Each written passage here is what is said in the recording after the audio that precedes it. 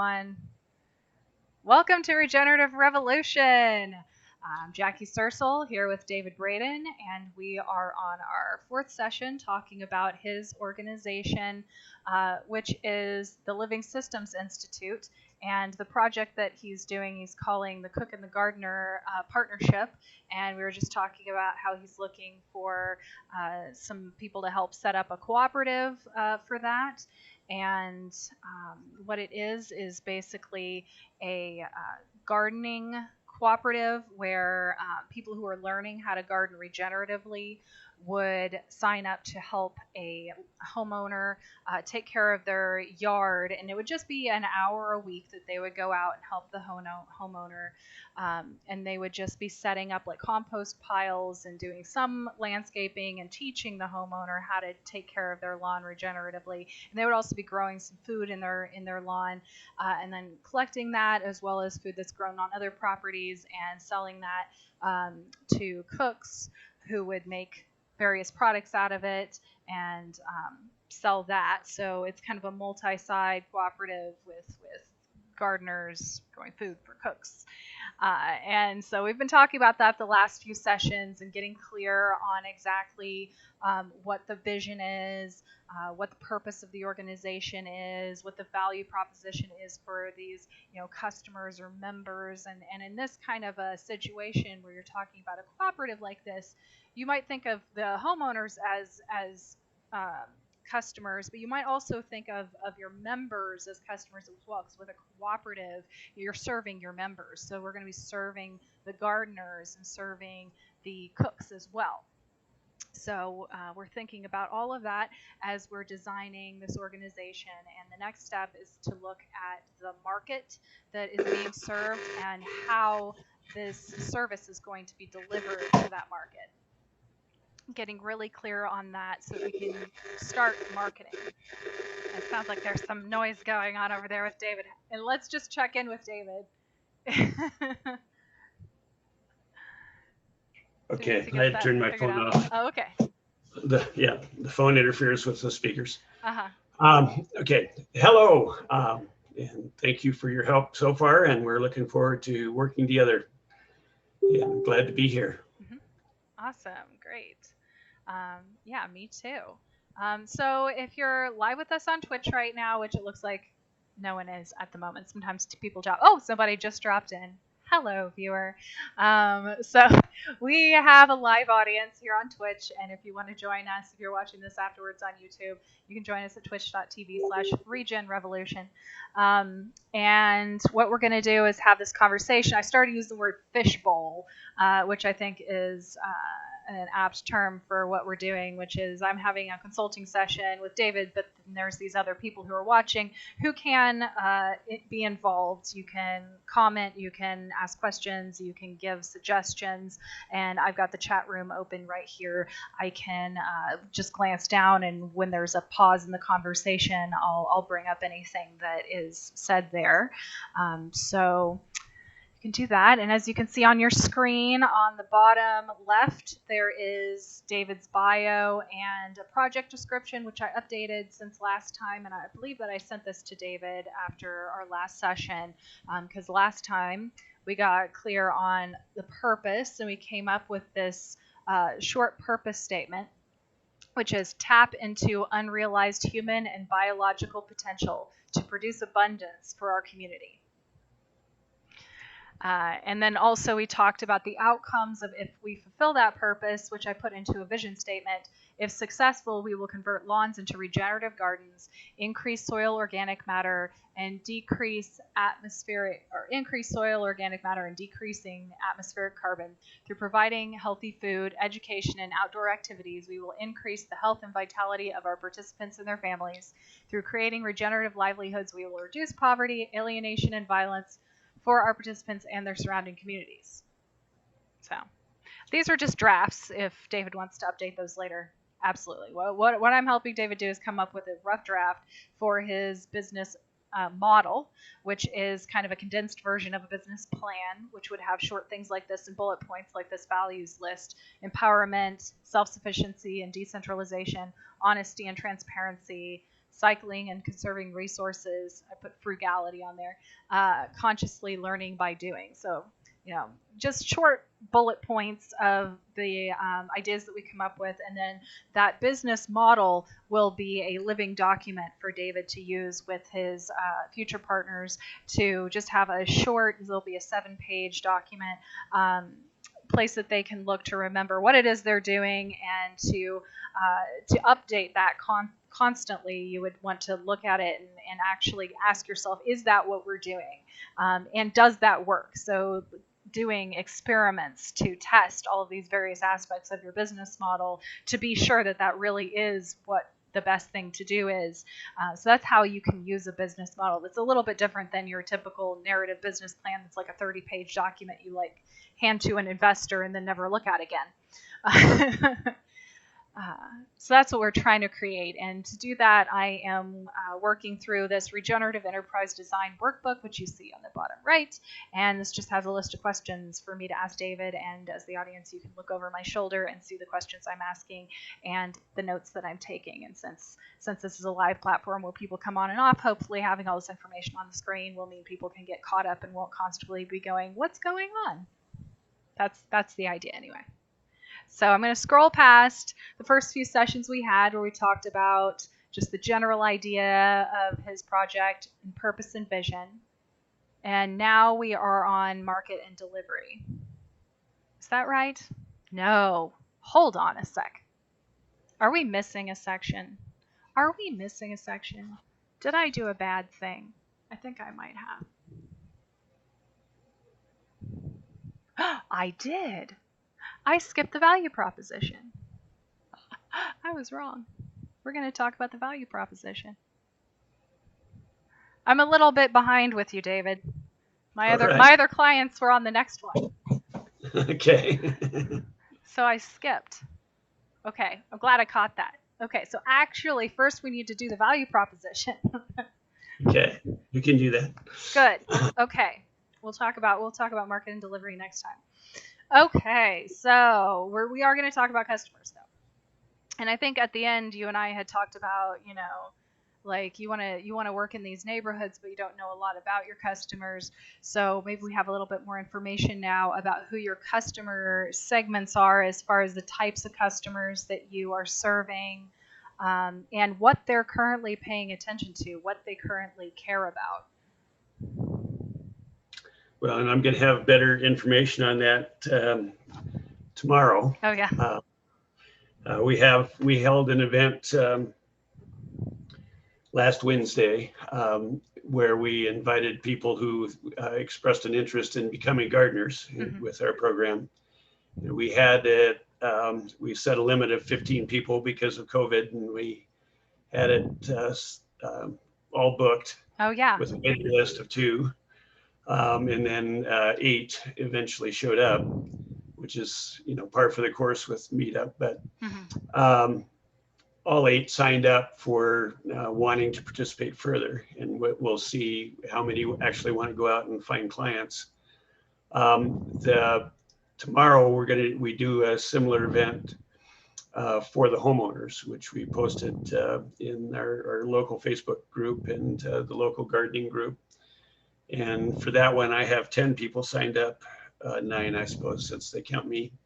And so we'll hopefully have a better idea of what is the primary concerns for the homeowners.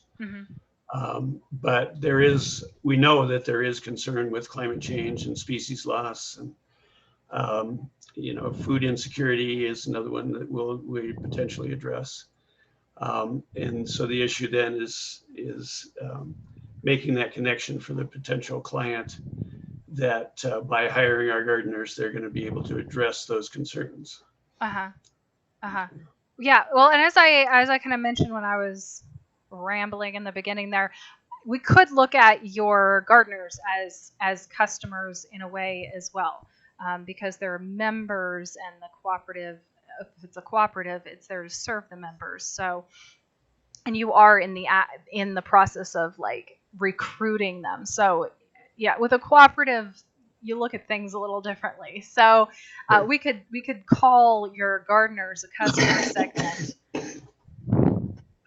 because they're almost signing up for it the way you'd sign up to be part of a club or something. They're not like regular employees. No, they're Yeah. independent contractors. They'll have their own clients, and they will be making the decisions on, what kinds of investments are we going to make in Mm-hmm. order to make their life easier in terms of providing services to their clients.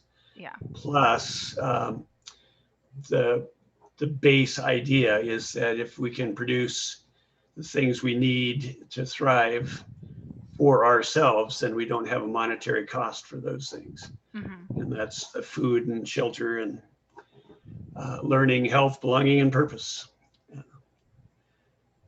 Okay, hold on. Okay, and that's what the gardeners want. They want food and shelter. What are the gardeners wanting or paying attention to currently? Like, what would get them interested in this as far as like what they care about? Well, to get involved, we're focusing on a paycheck doing work outside that's meaningful and is a benefit to the community as opposed to a meaningless job. I don't know, flipping burgers or something like that. Um, but the goal of the partnership is to invest in the capacity to produce the things that our members need through our relationships with our clients, with the homeowner clients. Uh-huh. So we've got member clients and homeowner clients, and all together we're producing. And food is just the easiest one to follow, right? Mhm. Um, um, because we are gardening, we can produce food, and the homeowner benefits by having an increased supply of food that doesn't cost them money, other Mhm. than hiring the gardener. And the gardener has a supply of food that they can use, and the partnership has a supply of food that we can potentially set up to cook part of it. So Mhm. Mhm. um, Mhm. that doesn't necessarily limit it to vegetables that we grow in the homeowner's yard. We can also go into uh, chickens is the next example we'd like to do. Um, and then once you start talking about the facilities to raise chickens, the facilities to prepare meals, then we also have the opportunity for providing shelter for people. And then the organization itself is about developing skills in our members. So I've heard it expressed as an each one teach one, or um, we can also think about it in terms of the uh, providing the resources so that each member can pursue those things that interest them in terms of developing new skills. Mhm. Um, Mhm. so we're talking greenhouses and chicken coops and gardening and both. We're building habitat as instead of just vegetable gardens because we need to provide the habitat for the beneficial insects and the birds that are going to Yeah. protect our plants and Yeah. things like Yeah. Yeah. I mean, I'm still a little fuzzy on your big vision as far as providing housing and the locations to cook in and all of that. I mean, that sounds like really great goals for somewhere far down the line. I'm a little bit concerned about, focusing on what we need to do right now and the first things and what that's going to look like, and not getting distracted by, something that you don't have the means to do right now or even start on. So we're talking about gardeners, gardening, and homeowners' lawns for the most part, and also other properties that you might be able to get some space on. Now, you want to eventually involve some cooks in this, but you're not going to have that amount of food for a while to consistently provide cooks with significant amounts of food, probably, is what I'm guessing. I mean, stop me if I'm wrong, but I'm guessing it's going to be at least a couple of years before you have enough production to like really get some cooks like to a point where they need a kitchen, a commercial kitchen to process it in. well, not necessarily, but I understand what you're saying, and some of it has to do with how fast we can get the gardeners, how many gardeners, how fast can they find clients. But so just focusing on that aspect of it, Uh-huh. a, what we're proposing is that each gardener would want in the neighborhood of 20 clients. And with 20 clients, 4 hours a week, you're spending half time for $2,000 a month, minus your overhead expense, which is one of the other things that we have to decide on what's going to be involved in the overhead expense. Mm-hmm. Um, and that's what I was talking about. We need that. That's how we fund the investment in the capacity to provide these other things. Is by the gardeners agreeing that this is going to make their life better. So you're right in that sense that we've got a long ways to go before we figure out exactly how that's going to happen. Mm-hmm. But in terms of how long it would take to produce a significant amount of food is strictly a function of how many gardeners and how many homeowners and how fast. Yeah. Which, we've got all of the Denver metro area. Yeah. And everybody that would rather be gardening instead of doing what they're doing now. Sure, sure. I mean, and I don't doubt you could end up with some bushels of zucchini, but a few bushels of zucchini does not a full-time commercial kitchen make. No, A we don't. full-time commercial kitchen is expensive and would take a lot of food to justify. That's what I'm saying. Like, to get your own full-time commercial kitchen would take a lot of production. So I don't want to get too distracted by that kind of vision. Okay, but we don't have to limit ourselves to the food that we produce. We can run a kitchen just like anybody else would run a kitchen. Yeah. Well, who is we then? I mean, are you also actively recruiting cooks? And if so, why would those cooks want to be involved in that sort of a way from the beginning? The answer to the first question is no.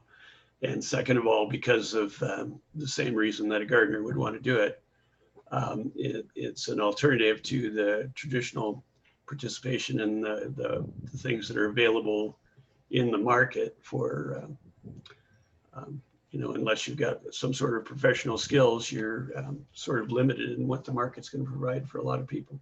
Mm-hmm. Mm-hmm. Mm-hmm. Yeah, so you're not looking for cooks right now to get involved? If somebody stepped up and said, I want to do the cook part of it, I would work with them. But no, I'm not actively looking for cooking. Okay. Yeah, I'm wondering when they're going to come in and how. Because it seems like almost a chicken or the egg thing. Like, if you had a cook who was already doing stuff and just would take some of the food, then it would be easy, but you're going to need some food before you can get a cook interested.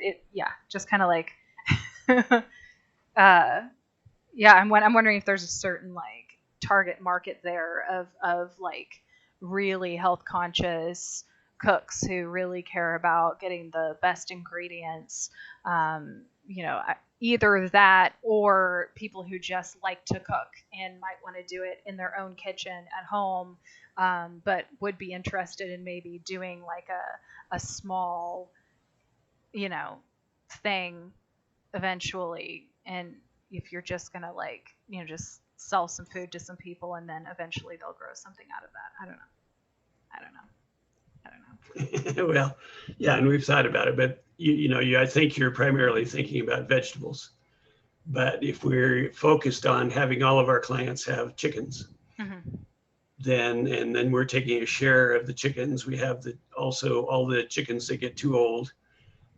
Plus, when you're raising our own chickens to provide for the homeowners, then we have, every time you raise a new batch of chickens, you've got a bunch of roosters that we have to process. And then you think in terms of we're going to do a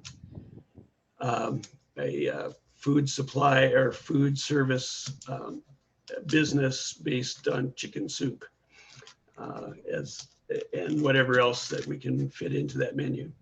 Right. Okay, tell me more about that. Where would that be operating? Well, you could either do it as a cafe type situation where you don't need a whole lot of space, but you do need a commercial kitchen. Or you could do it as a food truck. It's the Uh, other option that we thought. I mean, when we talk about it in the website, we talk about it as the food truck.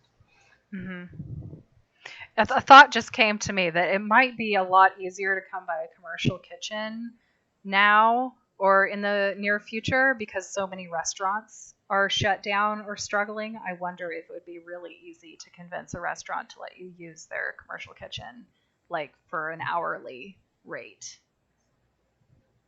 Or, yeah, just a rent, right? Yeah. Or there's churches that have Uh-huh. commercial kitchens. If you were going to then take it out in your food truck and sell it out in the street. But Okay. Okay. Okay. So under cooks, I'm just going to put high quality food. So if there's somebody out there looking for high quality or let's say ingredients, if there's somebody out there looking for that who stumbles upon you and decides I'm going to get involved, but other than that, maybe it's something to look down at a little bit further down the road. right. Okay. Well, we want to get the gardeners in place because Mm-hmm. that's the opportunity we have right now. Mm-hmm. Mm-hmm. Okay. I'm just trying to get clear where we're at. Okay. What are the pains that you're trying to alleviate for these groups? Well, so for the for the gardeners, Uh-huh.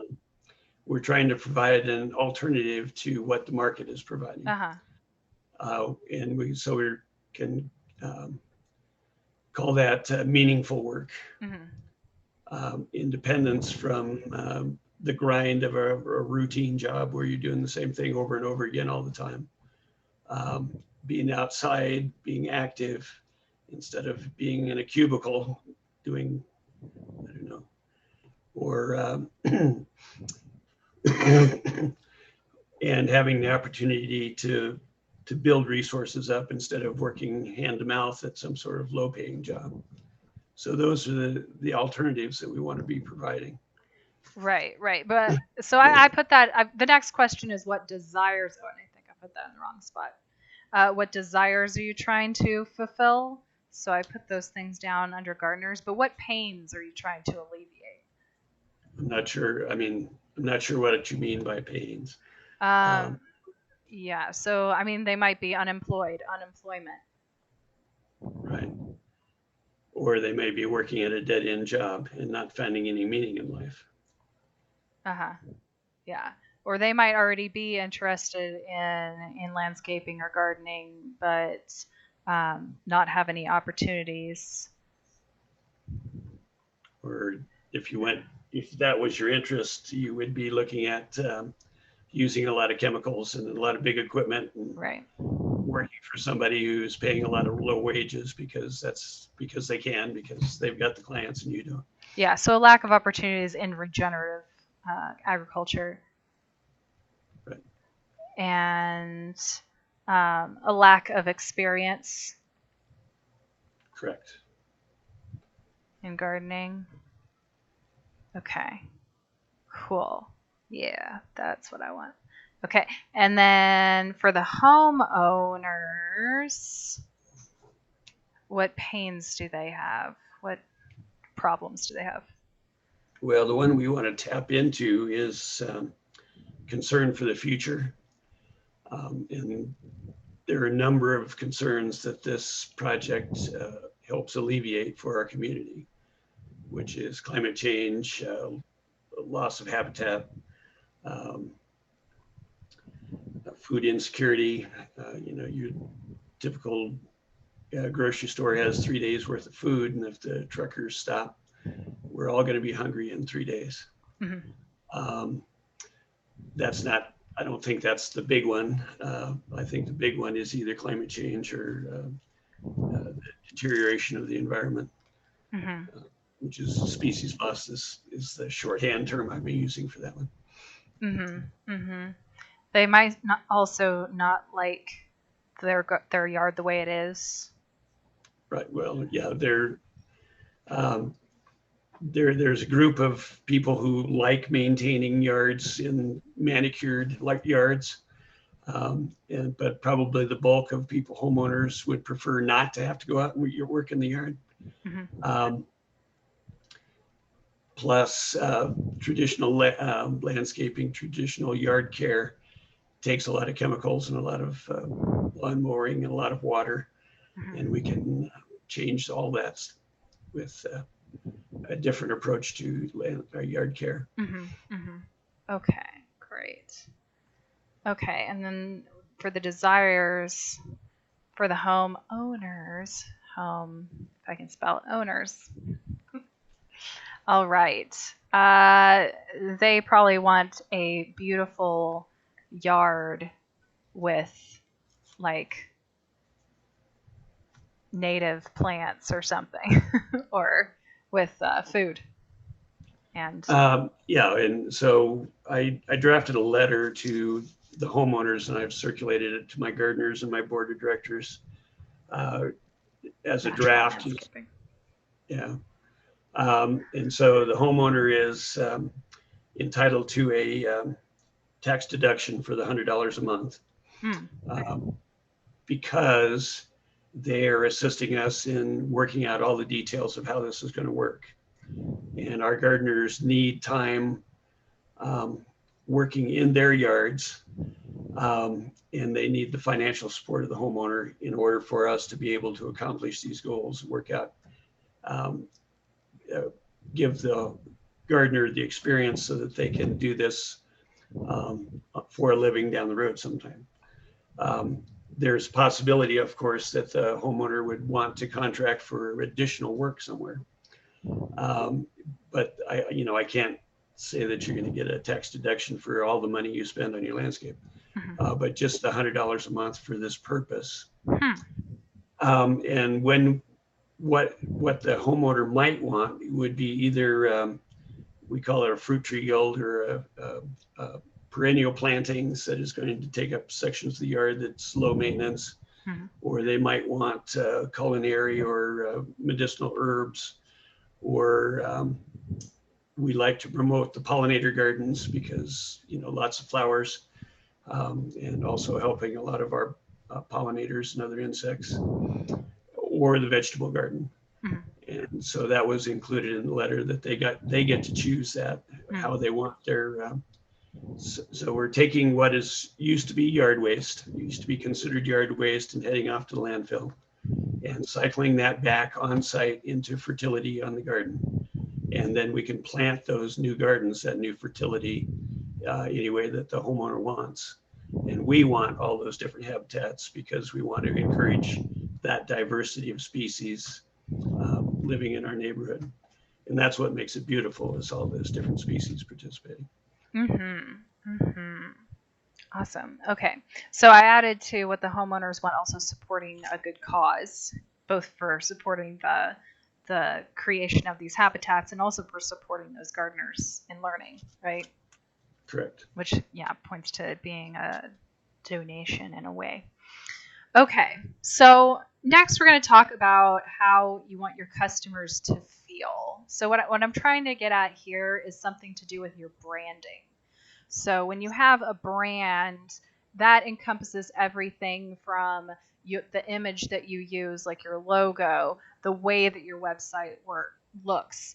Um, it also includes the way that you interact with customers, like how you are, how your gardeners are with the customers. Are they super friendly? Are they very informative? Um, uh, you know, is there a certain like way that you interact with your customers that's very like the same every single time? If so, what is that, and what do you want it to feel like to the customer? Do you know what I mean? Like you would want to set up those kinds of systems or processes based on how you want your customers to feel. So do you have any idea of how you want them to feel when they're interacting with your organization? So we want to feel like they're joining a community. If on the homepage of our website we talk about we belong to a community that consists of all the living things around us. Hmm. And our purpose is to uh, facilitate the well-being of that community. And so we would like our homeowners to feel like they are joining us in that effort of making our community healthier by allowing more and more of the different species to participate, more and more of our individual humans to participate as well, which is going back to what we were talking about, is tapping into the human and biological potential that is latent in our community. Yeah. Yeah, I like that. I think that's so important in communities, and this is kind of where my laser focus lies, is in community organizations, because I get that it's different than a company, you know. Even though I'm like framing this all as I'm business consulting, um, because I think that community organizers like you need to think about things business wise. I also get how it is different. This is the point that you have to drive home, and why it's so different is that your customers aren't customers. I'm using that because you do have to think about presenting to them, selling to them, branding for them in a way. But you don't want them to feel like customers. You don't want them to feel entitled. Give me what I want. That's a customer, business kind of relationship that you absolutely do not want to have in a community organization, because then people act entitled and they don't contribute and they aren't part of a community. You know what I mean? And I've seen it a lot, because then it just ends up being, the community organizers like cleaning up after everybody like their mom, or getting yelled at because something wasn't perfect, and like that's not the kind of situation that you want to be in as a community organizer. You want everybody pitching in. You want everybody feeling ownership and helping out, right? So giving people that sense from the beginning and in everything you do, I think is really important. And there are lots of different ways to do that. And I can't say I figured it all out yet, but I know some of what not to do. And definitely not treating them too much like customers is good, and telling them stuff like this, like, we're part of a community, you're joining a community. But sometimes you have to drive it home even more. So thinking about some of the ways that you might be able to do that, really putting the emphasis on learning and contributing, like, in that every time that your gardeners interact with the homeowners, they might be teaching them something or encouraging them to contribute.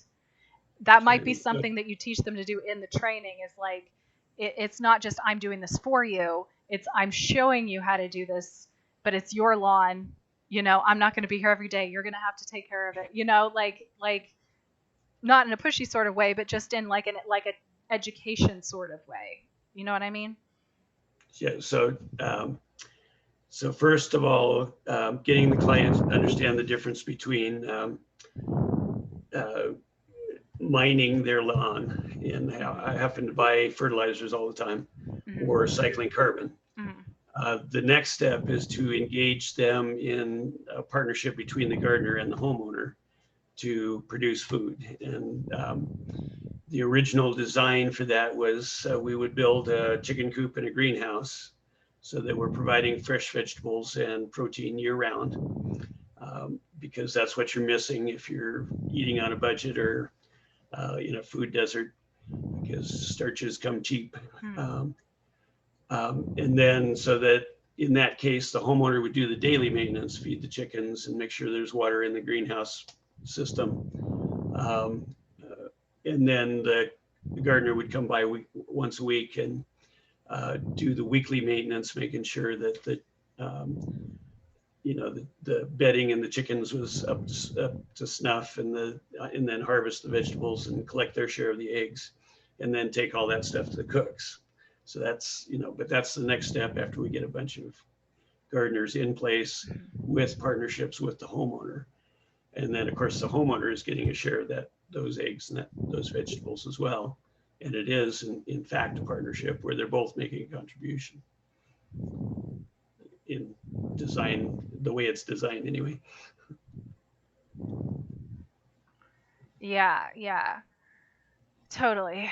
And then how I was saying that the gardeners are always teaching and empower the homeowners, and then the leaders of the organization, like you, are always teaching and empowering the gardeners to do things on their own to recruit homeowners to work with homeowners. That's kind of the thing I got last time we talked, was that you really want to empower the gardeners to do this on their own by teaching them how to do it, not by doing it for them, not by going out and getting them customers. They're going to have to do all of the work themselves. You're just giving them a system to use, right? And whatever assistance we can, such as Right. holding tours and events and things like that. But that was one of the questions at the meeting last Wednesday was how often are we going to do those tours for the homeowners?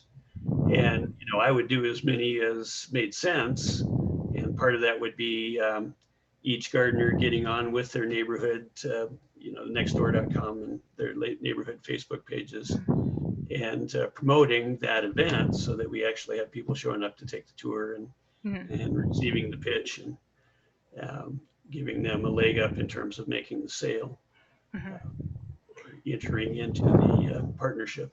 Yeah.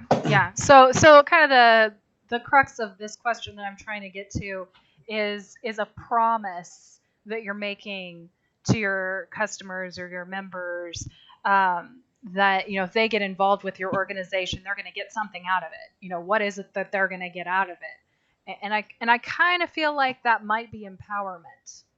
I'm wondering if that's landing for Empowerment you. or a sense of belonging and purpose, right? Yeah. Belonging to the community and the purpose of making the community more healthy by our participation. Healthier. Okay, maybe it's threefold: empowerment, belonging, and purpose. But I think that empowerment is a really important part here, because we all need to play our part in regenerating the ecosystem, right? And Absolutely. just giving $100 a month to somebody else to do it isn't enough. We want to empower everybody to do as much as they can, which might not be everything, but in your own yard, in your own spot, or with your own livelihood, to be empowered to make a difference. I feel like that's really what you're giving people more than anything. I like that. I mean, that's our entire Agents of Habitat series is how individuals can take responsibility for the earth. Yeah. Awesome. So, yeah, I feel like you could do a lot with that. You could really make your branding show that you're empowering everybody, which is maybe best shown through lots of photographs of people doing work, people of all ages, all of the homeowners and the gardeners working together doing things, kind of featuring that aspect of it rather than just having a picture of a flower. You know what I mean? Sure. Yeah. So, did I tell you that story about when people hire landscapers, they've got a picture of from the Better Homes and Gardens in their mind about what they want to buy? Right, exactly. And instead of giving them that picture of the garden already done, give them a picture of the homeowner on their hands and knees doing the work. That's what you're going to get out of this. You're going to participate in an ecosystem that's developing naturally. Exactly. And then you don't give people the wrong idea that they're just going to get somebody to do it for them, Right. Even though I do, recognize that some of your clients might, have disabilities or something and might not be able to do a lot themselves, but still, you're going to want to empower them as much as you can. Absolutely. Okay. Next question: what products or services are you planning to sell in the next year, specifically? Well, you already told me this. The $100 package. Right. That's the first step. And then upselling would be, would you like to get a group in here and do a much bigger garden much faster? Would you like us to build a chicken coop? Would you like us to build a greenhouse? Okay, yeah. So I want the full list: chicken coop, greenhouse. And then you were talking about, let's call them guilds, or if you have another word, guilds. Fine. Yeah, so like the tree guild, there's certain like kinds of garden guilds that you could package together, like, so many trees and bushes, or, you know like that would be cool, I think, to have kind of like packages of like, okay, this number of plants is going to take up 20 square feet. So if you have 20 square feet and you want us to put in this guild, we can do that, just to have kind of you could custom do something for somebody, but to have something that people can really see the price and an example. You know what I'm saying?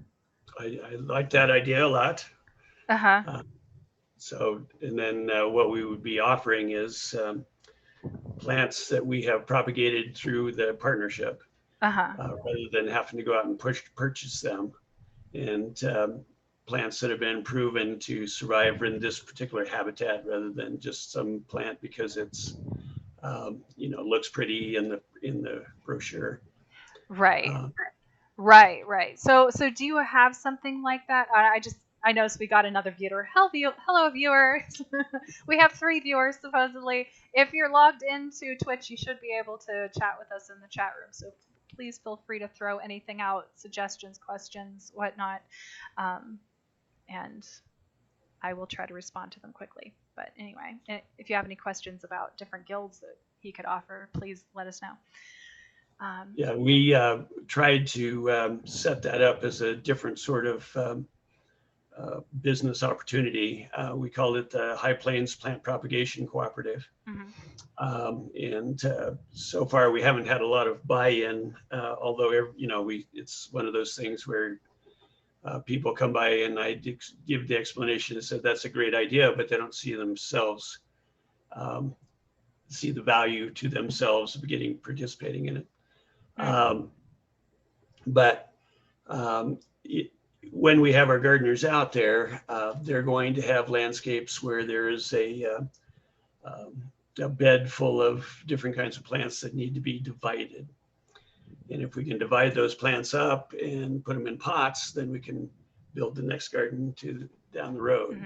Mm-hmm. Mm-hmm. And so we have examples of vegetable gardens and um, um, gardens for culinary herbs, and our pollinator gardens, and we call them forest islands, which is a fruit tree center with a supporting cast of other plants. Wait, you called that a what? A forest island because we're Forest here on the island. prairie. Yeah, we Okay, can't do a food forest because we're on the prairie. I see. Yeah, so so we do have examples of some of those. Of Mm-hmm. course, we would want to refine it further, and like you say, put it into a package that once you tell us what kind of gardens, we can give you a bid to do it fast, or you can work with your gardener to do it slow. Right. Which is to assist your yard to develop the way nature intended. Yeah, totally. Yeah, and I bet there are some good organic nurseries around that you could price some things, or at least, the Well, seeds or absolutely. whatnot. Like, yeah, if you just had like a simple like 5 foot by 5 foot herb garden that you could just plop in, Absolutely. it will cost this We much. do that now. Exactly. Totally. Yeah, I think people would like that kind of package. It's like easy to understand what you're gonna get. Yeah. Okay, cool. And then, okay, so do you have any idea on the pricing for the chicken coop? It would just be time and materials, and I haven't quite figured out. Um, at one end of the scale, we would say this is a partnership. You buy the materials, we'll do the labor, and then we'll share the eggs and the maintenance. Or if we're not quite there yet, then we also have to put in some sort of amount for the labor. Mm-hmm. But then how do you figure out the division of the eggs and the chickens and things like that? Of course, when a laying hen gets to be 3 years old, you need to replace it with a new laying hen. And of course, we can do that part of it. So maybe we can work out all those details. The material cost for a chicken coop is, in the neighborhood of $500 maybe. It's a little bit more for a greenhouse, maybe $1,000. And then the labor, of course, if we got efficient at it, and we're, I don't know how much time it would take, because I take my time when I'm building them. So I just do it as I feel like it. So I don't really have a good handle on how fast it could do if we had a crew that knew what they were doing. Yeah, I think that getting clear on what all like the chicken coop package would include, including what the homeowner's going to get as far as education, because they might be overwhelmed at the thought of having chickens. So how much are you going to teach me? How much are you going to help me figure out to make sure that I do this right? How much problem solving are you going to give me for that as well? So that you can communicate that with the price. Sure. Yeah. So good topic. I mean, taking care of chickens is you got to make sure they have food and water every morning. And then, you can let them out into your yard if there's not anything out there that they can destroy, that you don't want destroyed. Or you can keep them in a pen, but we'd want to make sure that there's a big enough pen to accommodate them then. So those types of issues. Yeah. And whether you're going to provide feed, because you can get organic feed in bulk a lot cheaper than going to the feed store and getting a little bag, So if your organization could get a hold of a bulk shipment, it would probably be a lot cheaper for your homeowners to get that from you. Well, that's a definite possibility. And I hadn't actually considered that one, but I'm sure we can. Yeah, I'm just imagining they might be like, wait, where do I get feed? I don't want to feed them, that non-organic stuff. But organic feed is a bit expensive, especially if you're just buying it in little sacks. And then the chickens themselves. Then, do you have a source for chickens? Would you provide the chickens? Well, so I have a flock of chickens that is starting its 8th year, and every year we hatch out a new batch of chickens. So yeah, the Living Systems Institute has experience with that process. We'll be processing chickens, a euphemism for cutting their throats and putting them in the freezer. We'll be processing the middle of September. And so I've got 2 roosters and 6 hens that need to be processed into the freezer. And then we have 23 now, because a raccoon got one of them. 23 roosters and hens, and half of them are hens. So somewhere around 11 or 12 little roosters that we want to put in the freezer. Then I'll have 6 hens and 2 roosters added to the flock. And there'll probably be a few little hens available for sale. But of course, we'd want to ramp that up a lot. So we would need a space where roosters are allowed, and be putting, right now I put about 70 eggs in the incubator, and we get out 24 chickens. It's 72 eggs, 24 chickens, because it's hard to incubate eggs at this altitude. So we'd want to have the incubator with eggs in it so it takes 21 days to hatch an egg. So every 21 days, we'd want to put another 70 eggs in the incubator. And then, or have more than one incubator. So, but that's gearing out, but we have the details on how that's going to work. So. Cool. And then what would the greenhouse include, do you think? Well, right now, I mean, the original plan was to have an aquaponics system, but that provides some complications.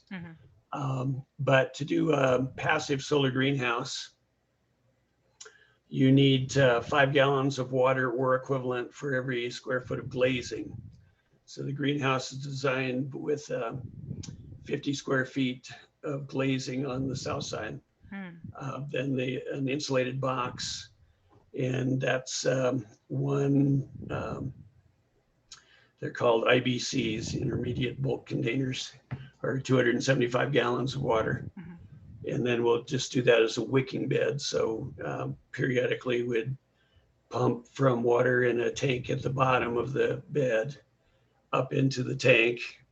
And then that would overflow to the top of the wicking bed, and then the water flows down under through the bed back to the reservoir. And so I've got one operating right now where we're doing that experiment. And I've killed a couple batches of fish, so I don't think I will do fish, but that's always an option for somebody who does want to take on that additional testing and making sure that your water is good for the fish. Yeah, I think with the greenhouse and the chicken coop, because what I was thinking with the feed also is that you could do an add-on of black soldier flies. Oh, sure. Although we're just at the edge of that, and then you've got to have produce that you're not going to cook in order to feed the soldier flies. But they'll eat a lot of waste. They'll eat animal waste. They'll eat just green or like the leaves. And by animal waste, I mean they will eat manure, but they'll also eat like meat scraps and stuff like that. But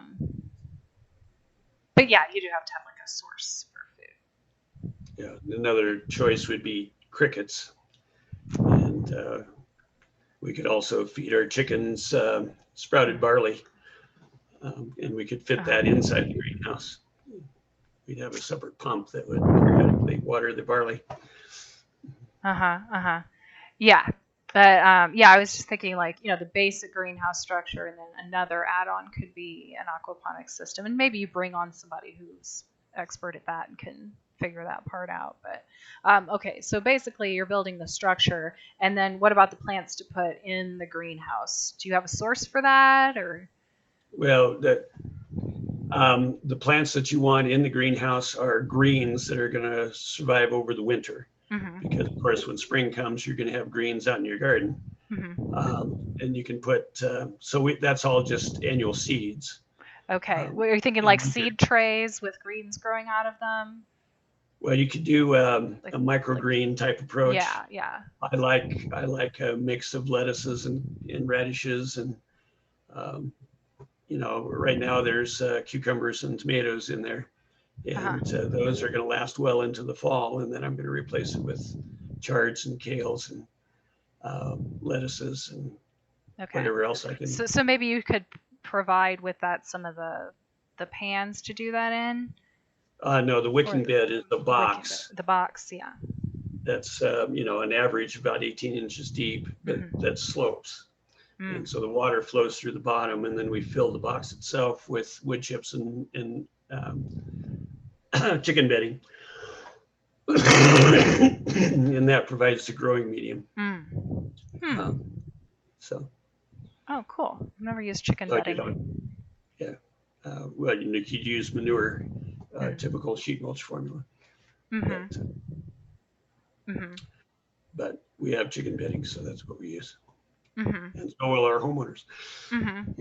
Yeah, so you're thinking that would be kind of the basic setup would be to grow microgreens. I mean, people might throw their pots with some herbs in there and other stuff. I don't know how much room would be in there, but.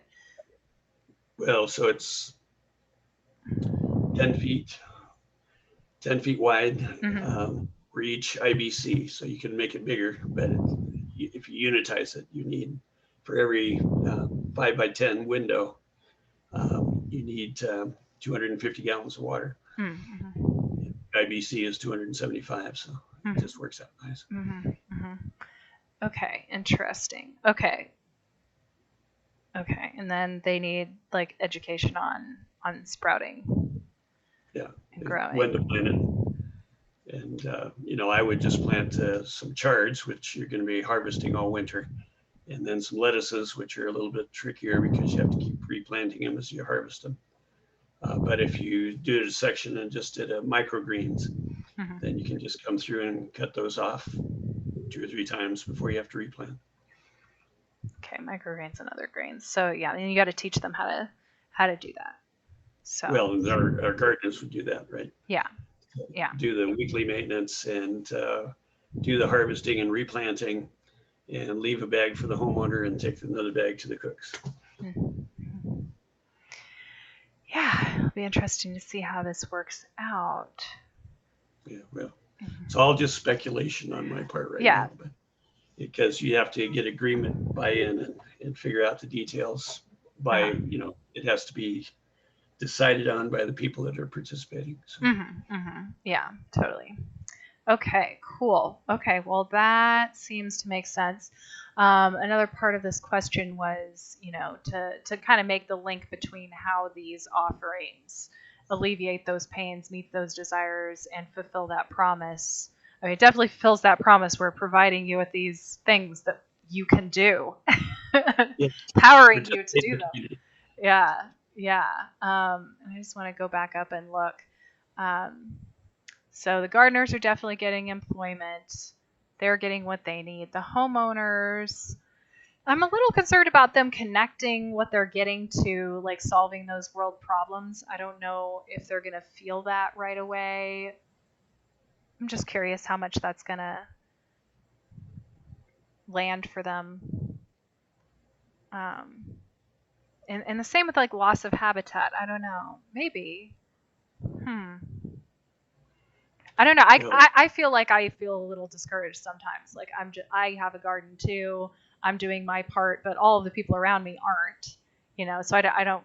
Sometimes I feel like I'm not making that big of a difference. I'm wondering if there's something that you could do to help them feel like they're making a difference in the bigger picture.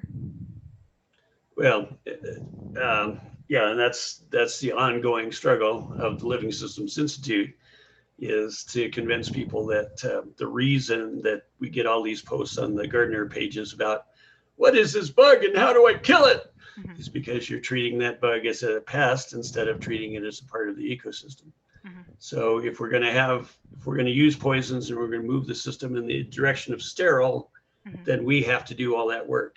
Mm-hmm. If we're going to be patient and allow nature to balance itself, then we move the system in the direction of health and beauty, because we have the participation of all the birds and the beneficial insects and all the things that are going to do that work Yeah. for us. Yeah. I just got an idea.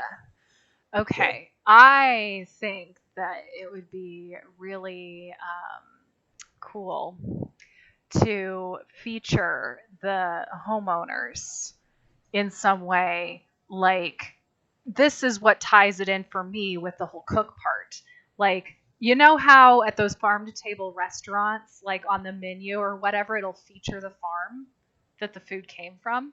What if you did the same thing with the homeowners? Like, what if they got their picture and them standing in their yard, in their garden, and showing off their plants, like connected to some food that's being sold in some farmer's market or restaurant or something like that? It gives them notoriety. It makes them feel like that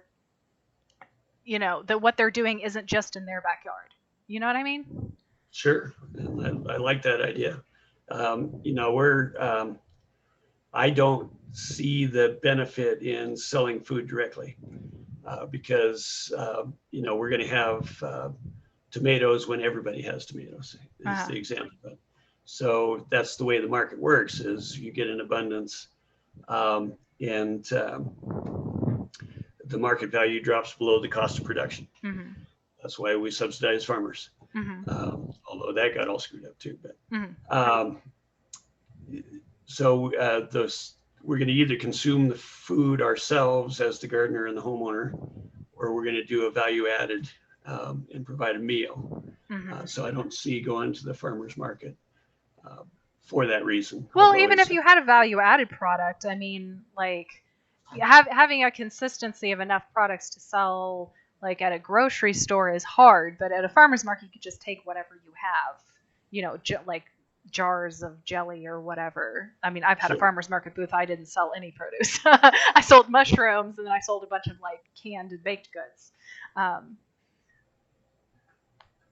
Yeah, and that's right. And that's right. So it's food truck, or your stand at the farmer's market, or right, right, selling right. the processed foods.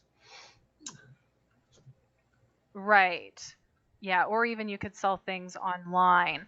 But yeah, any one of those venues, it would be really cool if you could show off the A the picture of the homeowner who's homeowners. right. Yeah, put them all over it. Put a picture of a homeowner on the freaking jar. They would love that. They would Yeah, happily pay you tons of money. You know? sure. Yes. Featuring homeowners in the in the what would that be, like the branding or marketing, in the branding, in the marketing, just yeah, giving them as much face time as possible, and the gardeners too. But yeah, that's why I say like lots of pictures of people, working together, um, working in their gardens, and then just like put that everywhere. You might have to spend some money printing posters or something to make sure that that's what people see. I think that's exciting. It's exciting to me. Okay, well, good. Yeah. Um, one of the people that showed up for last Wednesday is a videographer, and he's Ah. offered to do some videos for us. And so my first one is this fundraiser that we were talking about, but um, featuring the people that are going to be involved is a really great idea rather than just the plants Uh-huh. and the chickens.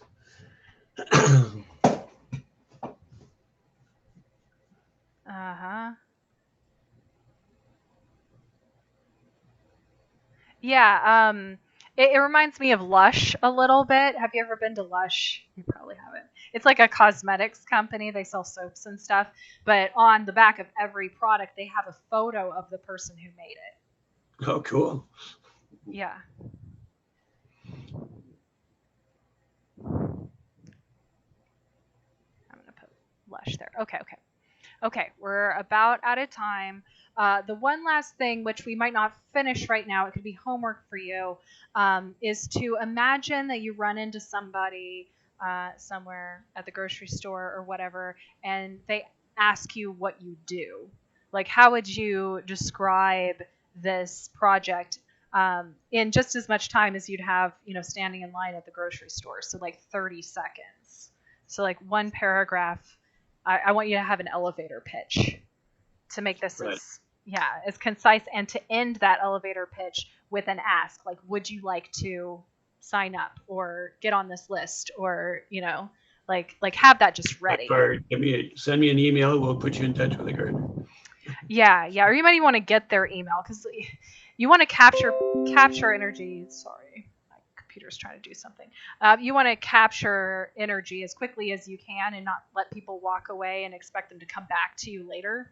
You know what I mean? Like, if you can get somebody to give you their information right then, it's a little bit more likely you'll get it.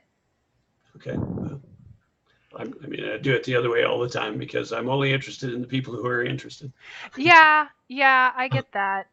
I get that too. But at the same time, people are busy and they forget. So, like, just at least initially getting them hooked in on the email list or something um, is good. Good. Okay, cool. Okay, so we're at time. Thank you so much for joining me. This was great. Do you have any questions or additional things that you want to say? No, we've got our homework, and we'll continue. Like I say, that tomorrow I will have a better idea about how the homeowners are responding to what I'm saying, and then maybe we can refine that some. Sure, and ask them questions that might help that might give you more clarity, as to if these pains and desires that you named are really what they're wanting, or maybe there's some additional things you're not thinking of, or maybe, yeah, tweak that a little bit, get some feedback. So yeah, what we did today was come up with our list of customer segments, pains and desires, and the value proposition. And I'm going to put that in the canvas side by side. So this isn't just a narrative. These are like boxes, and I don't have it up on the screen right now, but they're like boxes that are next to each other, so I can actually like connect through who these people are, what they want, and what you're offering, and how those are connected to each other. So that's what I was gathering the information for today. All right. Well, we appreciate it. Thank you. Thank you so much. And thank you, everybody who's joining us live. And also, if you're watching this later on YouTube, we're going to be doing this again soon. You can check out my website, has everything on it, regenerativedynamics.com. Somebody just said something. Thanks for offering this fishbowl. Great to hear your brainstorming. David, I will shoot you an email. I lead the Permaculture student group at Naropa University and would love to talk about bringing some volunteers down for a work educational day at Living Systems Institute. Yay! All right, we're all ready. Abby. Okay, cool. So we're making some connections. So what was I saying? Oh yeah, regenerativedynamics.com is my website, and on my page I've got this live stream embedded. I've got the schedule, it's a Google Calendar, and I've got the YouTube channel embedded there. So you can go to there, see everything, and find all the links. I also have Patreon. It's linked on my website, so and that's linked below. So just look below the video. You can find all of that. And if you want to look up David, it's right down. If I'm pointing in the right direction. Now I'm pointing in the right direction. I can't tell. It's under his bio. Right there. It's Living Systems Institute.